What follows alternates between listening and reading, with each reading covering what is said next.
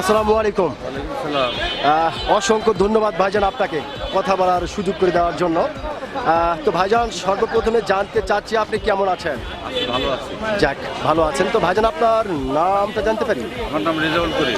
রেজাউল করিম, সুন্দর একটি নাম আপনার ভাইজান। তবে একটি বিষয় আপনার কাছ থেকে জানতে চাচ্ছি যে অবশ্যই আপনি বাংলাদেশের একজন সচেতন নাগরিক। সেই ক্ষেত্রে যে কাঙ্ক্ষিতভাবে অনাকাঙ্ক্ষিতভাবে যে যেটাই বলুক না কেন বিপুল ভোটে পাশ করে আমাদের ধানের শীষ বিএনপি জনাব তারেক রহমান সরকার গঠন করতে যাচ্ছে। তো ভাইজান, আমি সর্বপ্রথম আরেকটি বিষয় আপনার কাছ থেকে জানতে চাচ্ছি যে আপনি সাধারণ মানুষ নাকি কোনো বিএনপির কর্মী?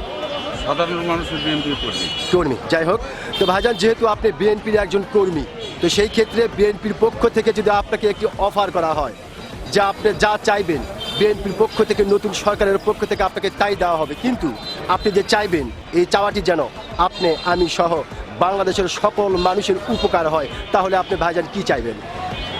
বিএনপির সহ পাওয়া যে সাধারণ লোকের মধ্যে রাস্তাঘাট, ব্রিজ, কালভার্ট এগুলাই মানুষের জন্য যথেষ্ট। জি জি, বুঝলেন।